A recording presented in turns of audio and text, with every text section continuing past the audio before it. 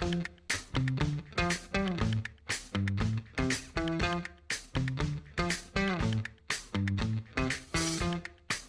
to TiffDoesLoans Podcast. So today I have real estate agent Aaron Villarreal.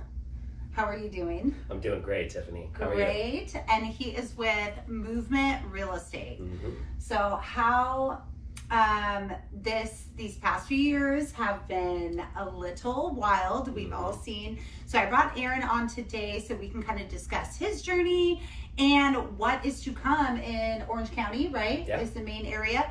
What to look forward to, how to prepare, how to get moving, this winter season and going into the new year around Orange County real estate. So thank you so much for joining us today. Absolutely. Thanks for having me. Aaron, why don't you just start by telling us how you got started? Sure. Kind of what led you into real estate and just your journey. Yeah, for sure. Okay. So I started way back in 2019. Way back, Nice. It's not that long. But 2019, basically the end of 2019. At the time, we were actually still living in Colorado, my wife and I and my sons. And I was actually wholesale batteries. That's what I was doing before real estate. And I learned to, more or less cut my sales teeth, if you will, during that period. Yeah. And so after a lot of all sorts, just I could get you anything from a minuscule coin cell battery all the way up to big. In a way, yeah, because it was a lot of B2B business, right? And so there was definitely cold door knocking happening and things like that, But it was a very unique experience because batteries affect a lot of people, and so I met a ton of different personalities, and that obviously translates to real estate too, because real estate affects everybody. Yeah. So and multiple times in your, multiple times in your life that you're gonna either need a loan or some type of real estate or.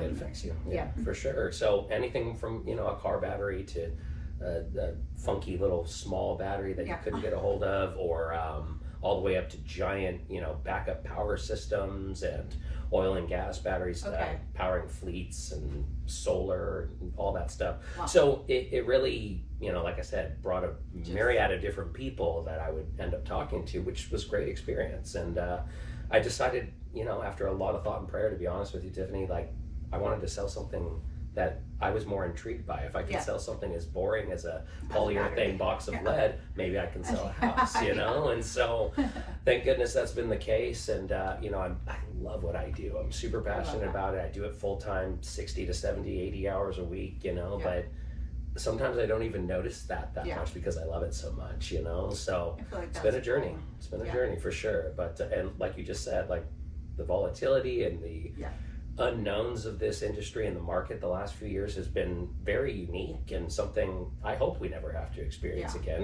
in a good way, But it caused the industry, as we always have done, to have to adapt, and so that's keep kind of going up.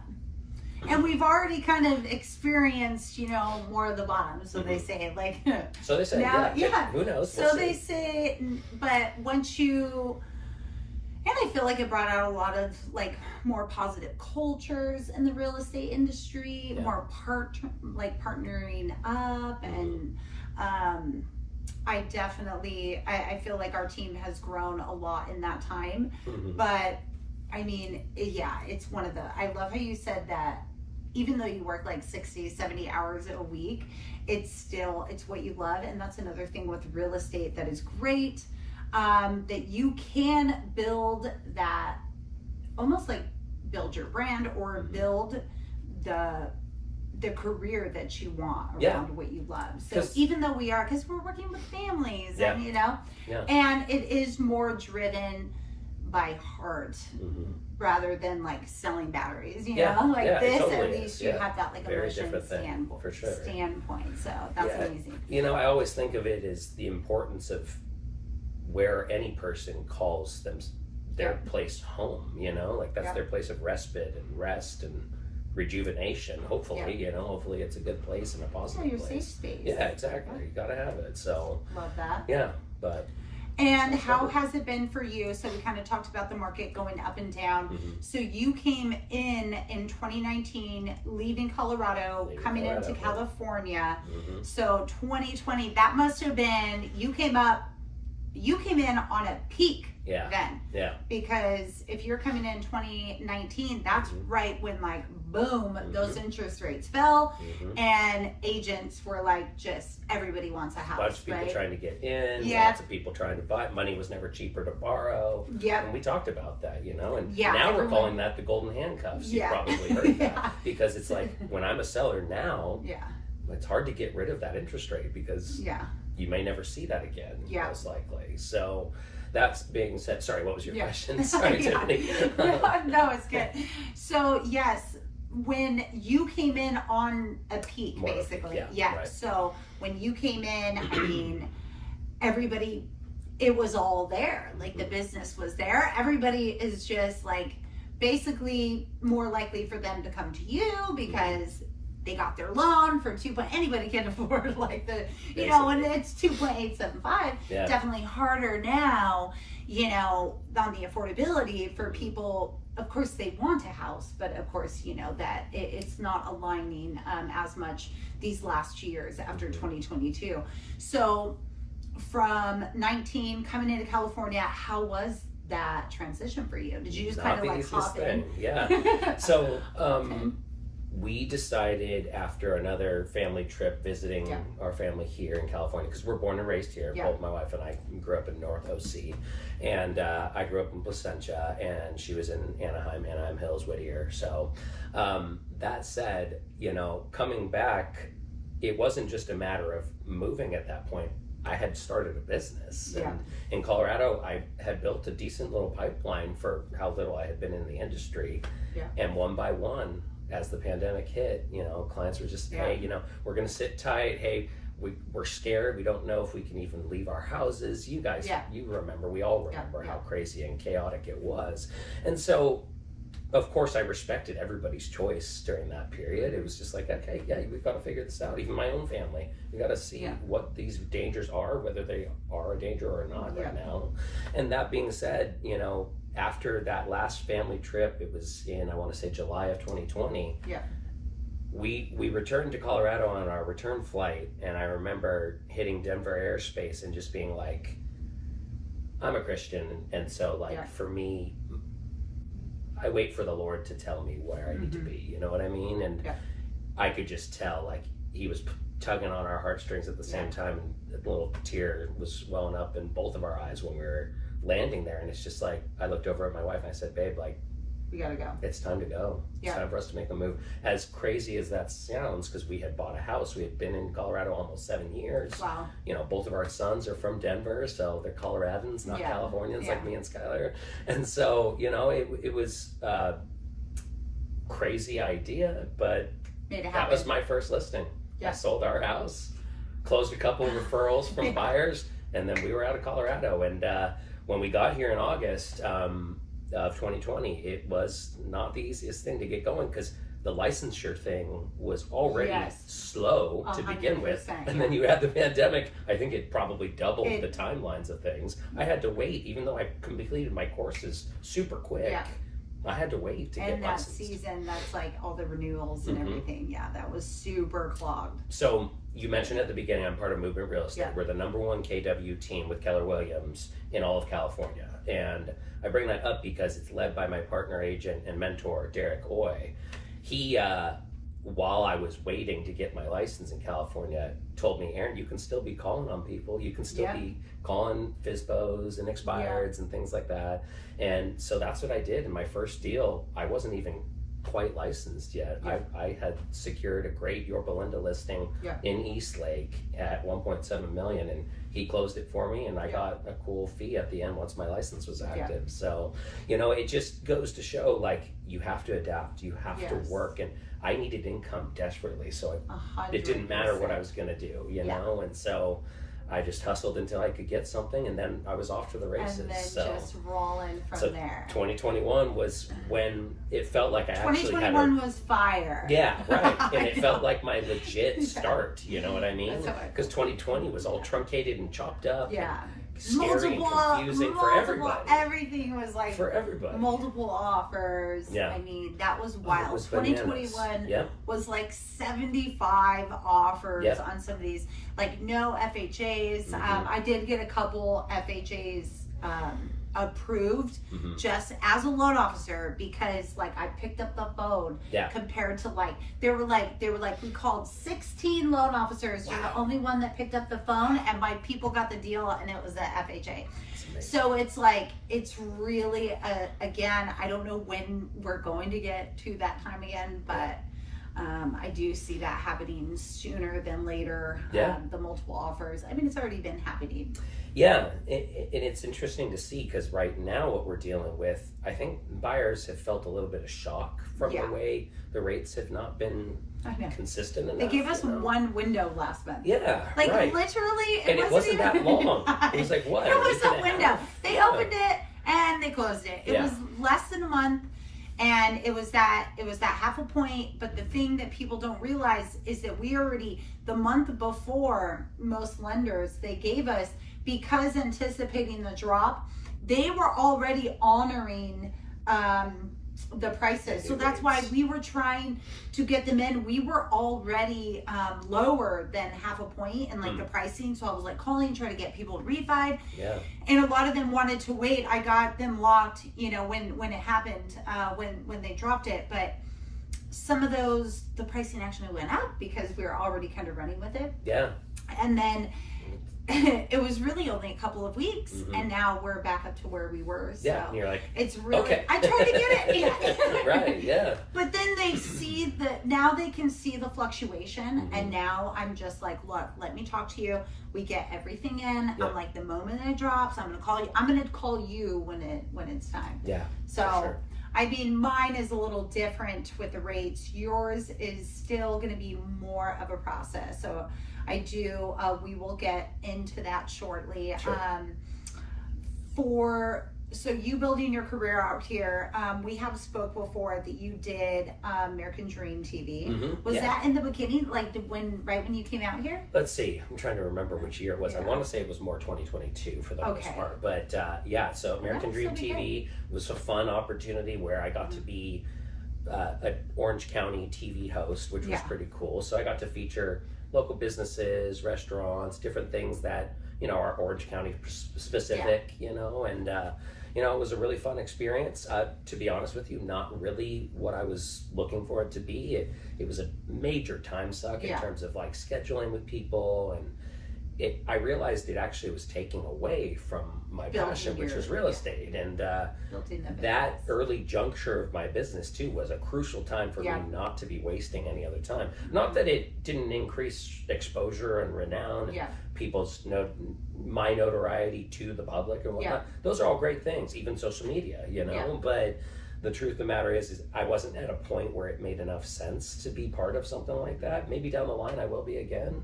But very fun experience, and like I said, tons of exposure. So being able to be on TV in any aspect, or even a podcast like we're doing now, is an important piece to people feeling like they know you. You know what I mean? I mean, that's why you do this, right, Tiffany? I mean, that we talked about this. Yeah. And I always said that too. I do have a lot of people ask, like, oh, well, you know, what,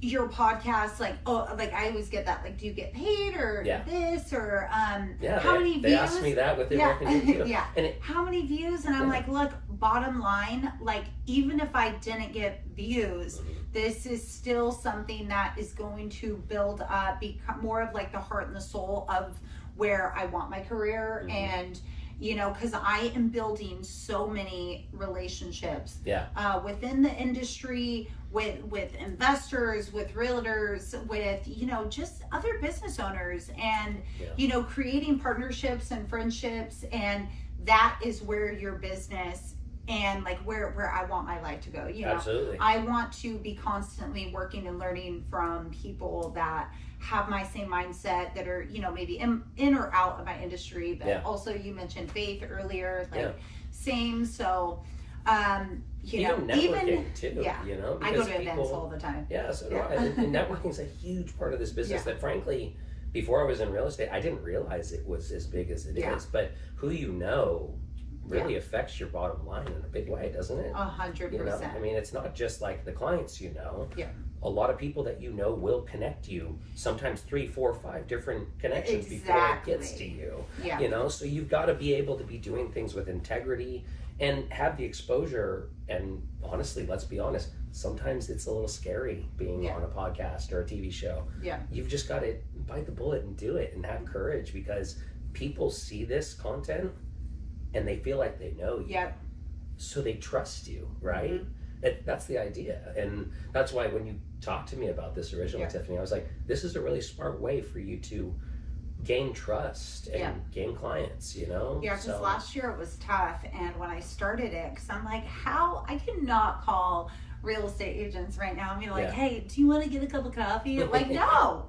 No. Yeah. Are you gonna pay for, like, maybe for a free coffee?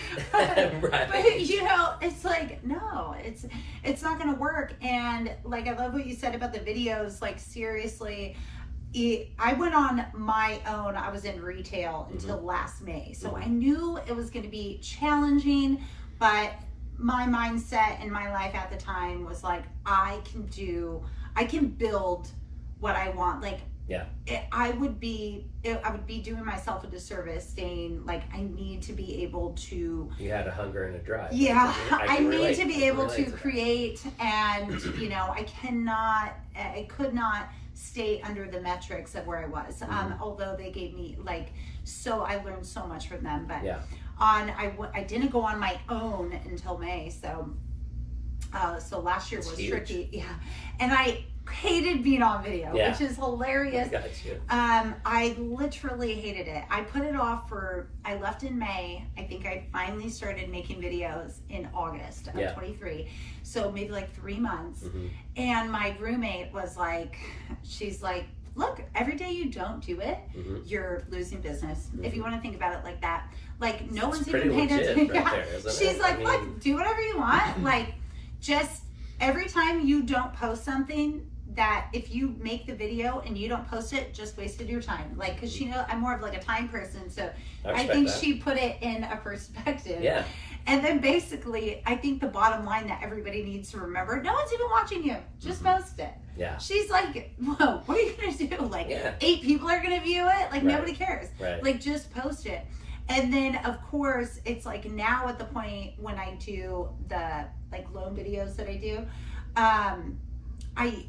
now I can just like put it on, and it's like, by the time I say what I'm going to say, it's like I'm right at the minute mark. And that's it. That's it. It's done. Yeah. And that's the thing too. And I created this, like, you know. But, I mean, the reality is it's like a lot of things, like learning to ride a bike. You just got to do it. The more you do it, the less you think about it, and the more comfortable you feel. If I'm honest with you, Tiffany, most people don't know this about me. I'm more introverted than people realize. Like, people just don't know, because I come off as very outgoing, right? But I love being outgoing, don't get me wrong, but I also need that time to recover from it too. That's true. I know, I get that about you. I can see the introvert, but I also see a very good extrovert. Like, I feel like I'm more of an introvert now, but that might just be my 30s. Like, if you... Actually, you know, that might just be like 35, where I'm like, look, I'm staying home. Yeah, like, no more. No more. I'm like, I've made... So, you know, my space so comfortable. I have a lot of me time, but so maybe that's why I feel like I'm more introverted. But I still think that these times, though, pushed us to go out of, you know, we need these times, just like failing and stuff. You need these times, because if it wasn't that bad as it was, then I probably wouldn't have done videos. You know, I probably wouldn't have started that. It pushed you, didn't it? It definitely, because you're sitting in the middle of 2023. It's like, what are you going to do? Like, nobody is moving. If you can either not move, or you could try planting something somewhere and eventually, but if you don't start in a year and a half or 2 years, you're either going to have something or you're not, you know? Or you're still going to be where you are, or a lot of people will quit. Yeah. So, yeah. And that's the thing, like you've got to get creative when 100%. things aren't moving, because the only thing that's going to get your business moving is you moving and working and just being creative. Whatever that is, whether it's networking with people that you normally wouldn't, and then those handshakes leading to introductions that you need for clients, or a different level of exposure, obviously, when we're on social media or Reels or whatever it is, TikTok, all those things. Like us having had this experience before 2025 is giant, because now so many people are on those other platforms, and we can preemptively get our content out there, because it's like free advertising too, and that's what you need. And some of it's going to stick, like you said. They didn't have that before.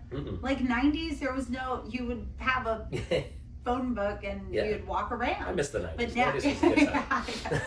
But I know, totally different animal, right? I mean, we just talked about that. I was like, imagine moving in the 80s to like across country. Like it was so different. So different. Like now, because now like I have a lot of realtors that did a FaceTime, like walk them through, and I was like, man, we're definitely in an amazing time. And like if you use social media to your advantage. Social media should be a tool. It is a tool.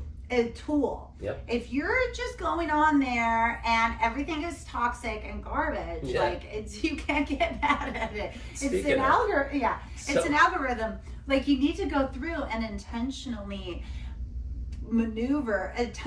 like the things that are going to put you forward each day. And you want a good example? Yeah. I posted a TikTok in 2022, I think it was. I had listed a home in Chino Hills. It was actually a family member's home. Yeah. And she had chosen to paint her door before we listed a brighter light green color, right? And it stood out in the neighborhood. I wouldn't say it was like bad looking personally to me. I was like, otherwise I would have said, hey, you should paint this before we go to market. It wasn't that bad, at least at my vantage point. But I posted this TikTok, and it was just a quick tour of the home. Right? Yeah. And for whatever reason, it blew up. People kept liking it and commenting. All these negative commenters saying, oh, that door is hideous. And I was like, oh my gosh, you're so rude. Like, this is someone's actual house. You know what I mean? And sure, it may not be your taste, but I think to your last point, like, there's going to be the negative people out there that are going to make these comments, but it helps your algorithm. So it's like, sure, okay, whatever. If you're going to be rude, fine. Yeah. And I'll jokingly respond. Like, if you want to get a more authentic, raw version of me, go on TikTok, because that's where I'll be a little joking and a little less professional, because it's like, hey, I get it. You don't love the door color, but that's what paint's for. It's not a big deal. Anyway, it's just so funny. People are crazy, But they don't realize, too, like, you're helping me. Yeah. You're getting me into your spaces, because the algorithm pushes their feeds of people on who they comment. That's why all the top influencers, they're like, okay, haters, like, come on. Like, you're throwing me up in the algorithm. Yeah. Like, and at a certain point, like if they're negative, I think most at this point, even if they're negative, you're not even, reading them. Right. It's like somebody else probably reading them at that point. Yeah. People love to spit out their opinion on the keyboard warriors, and it's like, okay, whatever. If that's what you got to do to. I know. I've had a couple. Happy. I know. I've had a couple that I talk too much. Yeah. But I've had that my whole life too. Whatever. Yeah. And then okay, so let's talk about the market right now. Mm-hmm. So we kind of tapped on it earlier, but. We did have that window, I think, in September. They lowered it. November, we're back up to where we were. Yeah. Basically before that. Yeah. That 50 basis points that they cut. Right high sixes, that's sevens. If you're like FHA, VA, you're still going to be lower. Conventionals. I think right now I'm seeing most like 6.3, 6.5. You have good credit. Yeah. So it's still good compared to, in the high sevens. It didn't go back up that high, but we're still in the high sixes. Yeah. Borderline DSCR loans are still right there above in the sevens and stuff. So it's still for investors, and it's still a little too high, I think, for just that affordability. Yeah. And I'm in agreement with you. Like, just to touch on it briefly, like, rates are what they are, but my thought is, we started like actually recording what the interest rates are doing. I think it was in the 70s, if I'm not mistaken. Yeah. And if you take the historical average, it's 7.75%. That's incredibly higher than where we're at now. Yeah. Where we're at now, sure, lots of people would prefer it to be a little less, right? Yeah. And I would argue if we're in the high fives, that's probably a sweet spot. That's the sweet spot. That's where we were that's where we were a couple of weeks ago. And you could see the market started moving a little bit, but it wasn't for long. It was like, if that, 2 weeks, Well, and hopefully we'll get that little steady back, but I do, now that the election is over, so woohoo on that. Just this week. I mean, just this week. But our clients, I'm sure you heard it, I heard it a lot after the election. So we definitely have been paused, at a halt, I think, in a lot of industries. Just everybody trying to figure out, like, what's going on, what direction are we going? Yep, and now we got the holidays. Now the holidays. So we're already in winter season, the rates went back up. How should they be preparing? Like, let's kind of talk about that. If you have buyers, first we'll do the buyers. For the winter, how should they, after we got post election, winter, what are you thinking, and how should they be anticipating, just now, or? So I'll start with this. Late July this year, that's when we started to see a shift, right? And I will tell you, my days on market reflect that on my listings too. I had, how many days?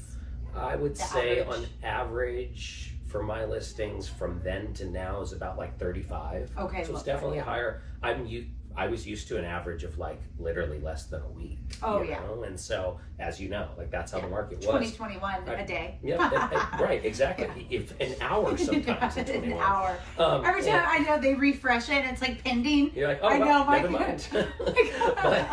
But that was tough. I bring up July because, that's when you could see things were kind of plateauing and or going down slightly a little bit. Demand was still there, but people weren't moving as quickly. And when the rates do what they did back then, it makes perfect sense because the affordability is different. Yeah. And then there was volatility even with the stock market. So that affected people's portfolios and affordability too. Probably had to move money around to even have a chance at going for some real estate, wherever it is, California or not. So my thinking is simply where we're at now. I like that it's balanced things because sellers were being waited on hand and foot, but it was also overwhelming,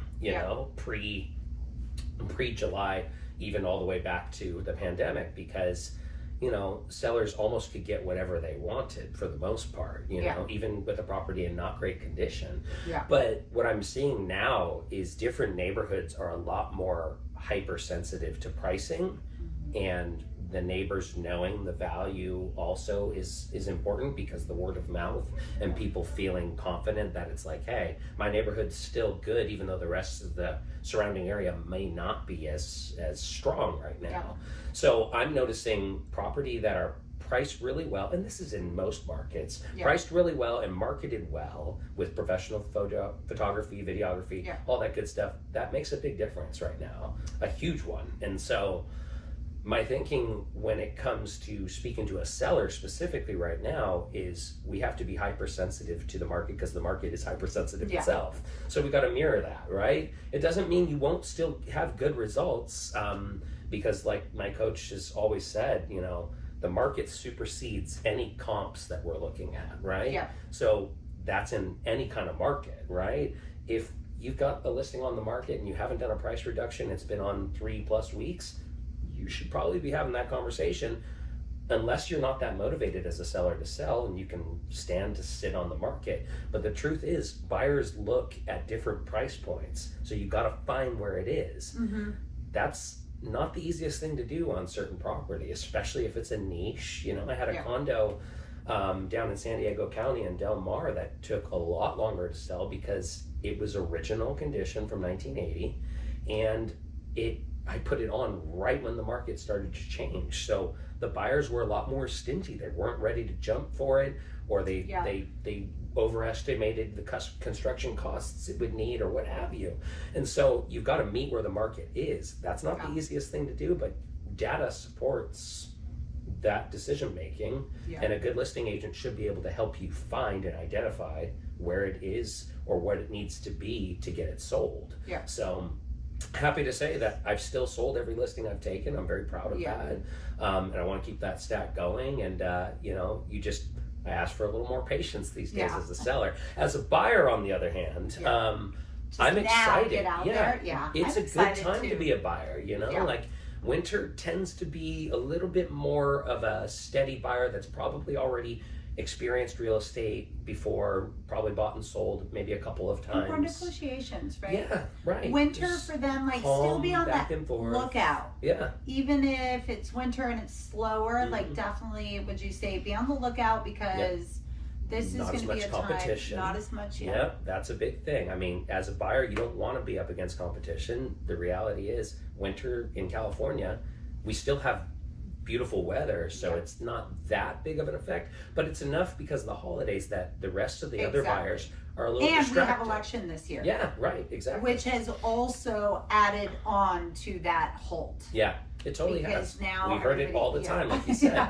Oh, after the election. After the election, I know. Okay, how many people did you call? Oh my goodness, I know. So many people. I know. I had a call last night that said, "Oh, now that we're after the election, okay, now." I did see a great, like, it was a real somebody. I think his name is Jared something. I can't, but I follow him. He talks to all the real estate agents and everything. Yeah. He's like, okay, it was the day after election. He's like, let's go, people. Yep. You go pull out your phone about it after the election, and you call every single person that you have ever met that said that they're ready after the election, because we have definitely been hearing that for quite some time. So now that we do have the shift, we don't, nobody knows what's going to happen. All we know, because this election was like victory, like a flip flop, basically multiple counties all over states have flipped to Republican. So Republican and Senate, all these extra wins that nobody really was anticipating. So we know for sure that whichever way, which I do feel like it's going to go a very good way, it's still going to take time, but there is going to be change. Ultimately we know that for sure. So it's going to be interesting to see where it goes, because how fast, or we don't know. From a professional perspective, I was very curious to see either way which it goes, because had it gone alternatively with Vice President Harris taking the win, I'm curious if the markets would have been very similar to the way they've been, kind of unpredictable. And I don't even know how it's going to be now that Donald Trump is coming back in. I'm very curious to see if a lot of the things that he was speaking on the campaign trail are actually going to affect, because what everyone's talking about is affordability, right? When we're talking real estate, we're talking about affordability, especially in a state like California or like New York or something where our price points are a lot more elevated compared to the rest of the country. Exactly. The truth of the matter is it's going to take time. It's going to take a lot of time, I think. I think I have optimism for positivity in terms of the market being healthy and balanced. I also just genuinely hope that it will be less shifty. I hope the rates can stay stable. I hope we can get to the high fives, because like I said, I think it's the sweet spot. And if we can hang there for at least 5-6 months, I think that'll be really healthy for buyers. Because the reality is, when if I were a borrower coming to you right now, Tiffany, and I was like, hey, what's my rate right now? What's my mortgage going to be right now? That's what I focus on, right? Like I want to focus on what my mortgage is going to be, because the rental prices are still crazy in California, and they're still going up. Like I just helped a family member get into another rental because they don't have quite enough the down payment yet to do it. I'm hoping eventually they will, but the reality is they jumped up their rental price by like $600 more just to find a place that made sense. The reality is it's tough for renters out there, and as the prices keep going up on that, that makes you want to be the buyer even more. Exactly. Because then your mortgage stays the same. And 5% comfortably, I think, will put, even on the refinances, we were getting them from 7s to 5s. So people were still happy about that, saving $120, $180, on their mortgage monthly. I did see in one of these articles that just came out, Trump did mention 3%. I don't know. We've all said we don't know if we're ever going to get back to 3%. Yeah. I definitely don't think 2. I don't. 3, I think, is a reach 3, as well. Yeah. 4. But 4 maybe. to 5, I think. I love how you say healthy. Yeah. I think that I feel like that would be a very healthy relationship. Think about it. It's supply and demand, like we talked really in basic econ in high school. The reality 4 is to 5. Yeah, if we're right there, that with the should pricing, the thing is though, if the pricing if the pricing just keeps climbing up though, that's why it's like earlier you said 7.75 was like big average, but at the same time the prices have gone up hundreds and thousands, so much compared to that. So much more is really the main issue here, but also more the reason to stop renting. To get your realtor, to get your loan officer and put together your game plan. So then at least you will be, in these market shifts or being able to build the equity. I like what you're saying there. Put together a tangible goals list that whether you have to pay off certain credit cards or get your credit up higher or your debt to income or what have you, work on those tangible things, milestones, if you will. That way, if the right property comes up, you at least know whether or not you can definitively go for it, right? Exactly. And like you just said about the winter market, that's a good idea to keep an eye. You don't necessarily have to be ready. Spend time with your family. My wife and I are even considering another investment here shortly, but it has to be the right one, and we have to make sure that it makes sense for our budget. If it does, then we'll be ready to go. But that's the reality, guys, is you have to look at what your monthly is going to be and build everything around that. Exactly. Build your budget around that, build everything.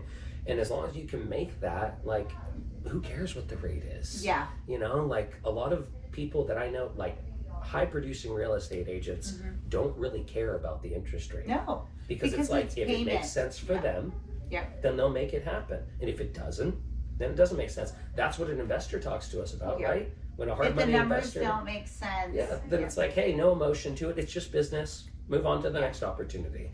And that's how a buyer should be in a market like this, where it's if it makes sense for me, then do it. If it's the right house for you in a right location, then do it. If it doesn't, then we keep looking a little bit. But that's what I like about this winter market and the way the rates have been, and now that we're post-election, is it's a recipe for, I do believe we're increasing in inventory still. I can see that with my days on market 100%. On my listings. I saw that. And so as a buyer, I'm I can finally breathe a little bit. I can actually look at homes and maybe submit an offer in a few days rather than a couple hours, and actually still have a chance, maybe negotiate with the seller for a rate buy down or a myriad of different other things to help it make more sense for you. And, if you build your purchase off of those guidelines, then it's a win-win. And then the landlord can't up your rent anymore. That's the reality. We don't want that, right? Let's stop having the landlords just taking all of your savings. You could have all that savings in your mortgage. Just need the roadmap. And I just think a lot of people, because of where the rates have been, where all the prices have been, and when you first look at the just glance it, it's I could never, and I feel so many, and that's not always the case. I think it's usually really important, if this is a goal of yours to be a homeowner, to invest, I would even look for your team, look for your realtor, loan officer. I'm always the team is key. It is. In my book, the most important. I have seen just when you have a solid team and you are helping the borrower, they don't even know, they're the process can be, when we're all working together in the back, for the process to be the best for the buyer. That is exactly the recipe to get your and offer that accepted. is exactly It really is. Yeah, because we work together what to does get a that. team do? Exactly. You work together, right? Or an effective team, I should say. An effective like team works together. You have offer, chemistry. You know what the borrower's looking for. You are ready to move quickly, because that's important too. Even in this market, like if you're the team that's working together and you know your budget, 100%. you can get almost whatever you want. You just got to make sure have you to know have your that numbers. team, because if the realtor and if they're not communicating with each other, the realtor and the loan officer, like I always tell my client, they send me anywhere that they're pretty much seeing, I'm like, make sure you send me, if you are going to put an offer, you send me the address, send me everything. So then I will we basically go over that day, that pricing, all the numbers, and then we get that the realtor is not sending in an offer until they talk to me about contingency dates. We do that together, and I'm CC'd on there. The moment they send it, then I call That's how I do it too. Then I call the listing agent. So and see if they have any questions about, and that's one deals. So just like that minus, but it's a big difference. Who you're partnered with to get it done makes such a big difference. Think about if we needed a surgery or something. If you're going and you're interviewing doctors, let's say it's a really scary surgery, like a brain surgery or something. Really they're like shaking. You don't want someone that's not sure of themselves. You want confidence, but also in the team that they have around them when they perform the surgery, right? It's the same idea. If it's going to go smoothly, you've got to make sure you've got the right people behind you, backing you, because they're representing you, not just your real estate agent. Your agent does a lot of representation, but your lender does the same, know? Like when I call a lender and vet, when I'm the listing agent on the selling side and I'm vetting lenders, I have lots of specific questions to find out, is this borrower actually doing what the lender needs them to do, getting docs in, especially in time, to make sure that this thing's going to fund on time. Because the truth is if the borrower's kind of wishy-washy or not really 100%, on it, you know how much that messes up a deal, can even cancel deals. We've seen that, unfortunately, too much. And so being on top of it with people that you know and trust that are representing you well, it goes a long, long way in this industry. Especially when you're up against multiple offers. Like that lender call makes a big difference. I've had it multiple times. I've had listing agents be like, wow, Aaron, that was amazing to have that kind of confidence instilled when I haven't even met you or your lender yet, So, especially when the borrower is amazing. You're like, look, sure, like I'll send you whatever, or just like, look, they're super on top of it. We've already been approved through underwriting, and that just adds that, extra element. A quick 2 minutes could get them the deal. So it really, and why I kind of brought that up is because even if there is somebody out there that wants to, we things are going to be changing, and they are going to be turning. So it's basically, if it's in your goal, to own, just reach out and start kind of finding your team, and then let the building blocks kind of go together. And it doesn't mean it has to happen. It doesn't have to happen right now, but you could start to kind of get that plan together. And yes, there's a lot of moving parts, and there's we've taken a lot of we've been juking for the past couple of years. So, but some of us have gotten pretty good at the, at the juking, and have managed to still build, in such a tough time. And you included in that. And, thanks, especially in Orange County, we have been hit with some high numbers going up, and, we're basically in the area not affordable. So it's definitely, it's still doable. The affordability thing is a big factor, right?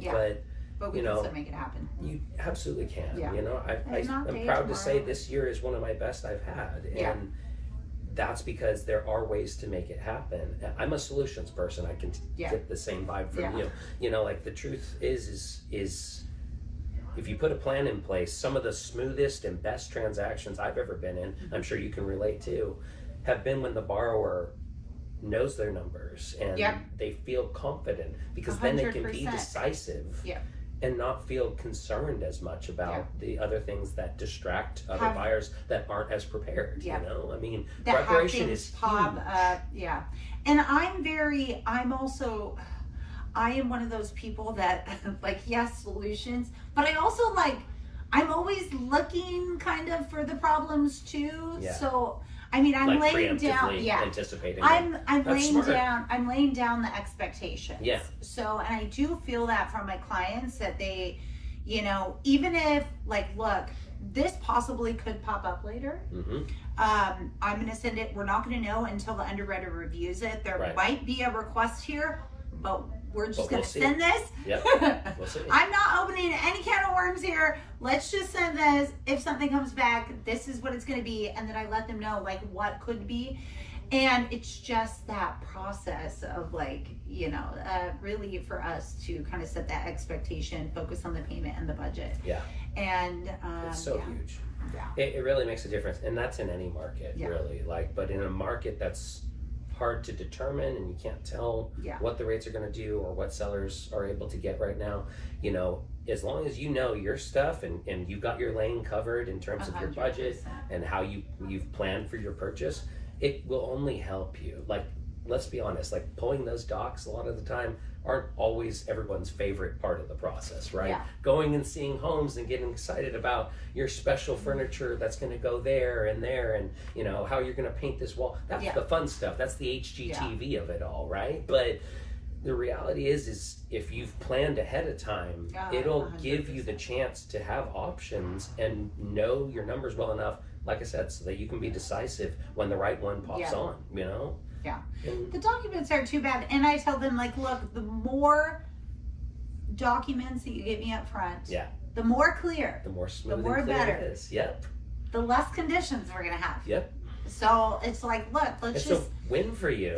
Let's just get them up front. I will walk through the list. Is there anything on here that is hard for you to get? So then we already know what might be a struggle, you know, sometimes. But other than that, it's, I think that it's just pick that team. I think we're going into a great year. So that kind of brings me to my final. We will wrap up here. But just looking ahead. 2025 is going to be a big year. I think it's going to be a great one, honestly. There's a lot to look forward to in terms of you know, the economic outlook, and even just a couple days into the new president-elect, you know, like you can see like the markets are rebounding in a positive way. I don't know if it would have been the same the other direction either. Honestly, I don't. But I feel like optimism is very reasonable for sure. And I think even if your purchase is going to be in the winter of 2024, that's okay too. Like, I just had a conversation with a seller who, like last night, literally, that they're planning to list in January, which isn't the most common time for me to have a seller that wants to list, but it just makes sense for them. They're not thinking about the other things. They're just like, no, that's when we've decided we're going to do it.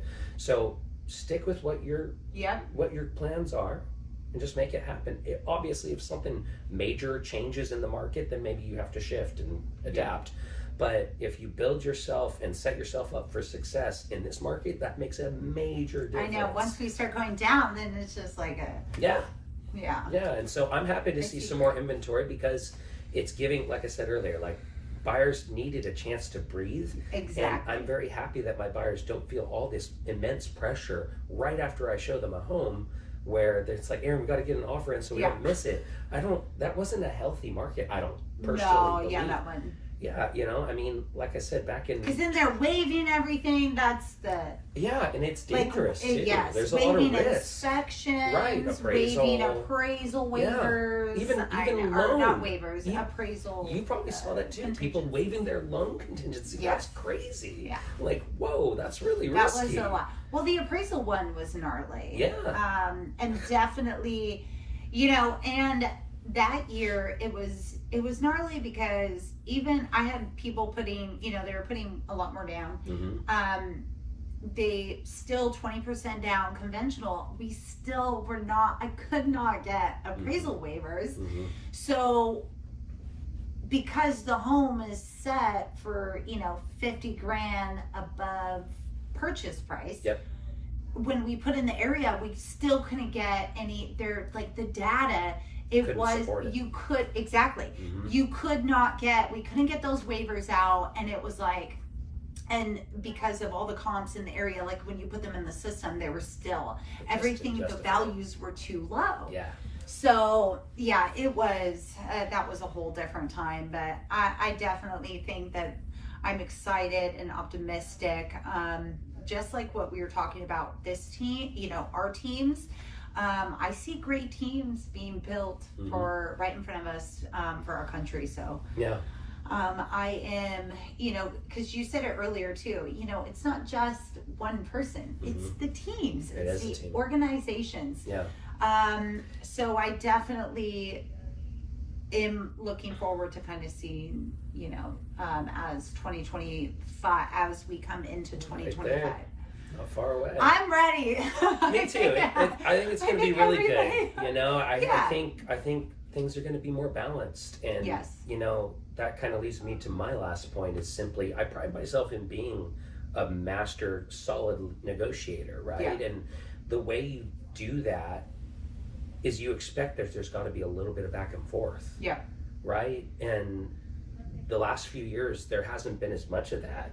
And honestly, it kind of made me feel like I, at times, wasn't being the best fiduciary for my buyers, because my recommendations sometimes seemed extreme to get them the house they wanted, right? But now there's breathing room. You can take a couple of days in certain cases before you write an offer. Not everywhere. Some neighborhoods are like still going real quick. I listed one in Mission Viejo just a week and a half ago, and we had 13 offers. So they're still happening. Absolutely, especially on a good house. In a great location, great house, but it's not every market. And so I'm happy to see my buyers actually have some space. They might have even a selection before they have to place an offer of multiple houses that they might like. And that's great. That's a good thing. And for sellers, it also brings to a point making sure that you hired a great listing agent that is actually going to package your property and price it effectively to where it'll move in this market. That's that much more important. And that's why they say a great listing agent is worth their weight in gold. Yeah. Just like a great lender is worth their weight in gold. That's how you get deals done in a tricky, challenging market, is having a great team behind you. Yeah. Because every real estate transaction, the average real estate transaction has 23 different parties involved. Yeah. That's a lot of people. It is. And so, a lot of hands in the cookie jar. That's why you have to. Yeah. You've got to make sure the team that you've had a choice to bring on, your mortgage professional, your agent, even your financial planner. That's really important, so that you feel comfortable and confident with what you have to work with and the cards you've been dealt. And then you can make it happen, so the optimism's there. I'm excited for 2025. I'm excited too. Let's go. Yeah, let's go. And Aaron, thank you so much for joining us. I'm going to have all of Aaron's information below. Yeah. Thank you so much for watching. Feel free to like, share, comment, and subscribe. Let's do it. Thank you. Thank you, Tiffany.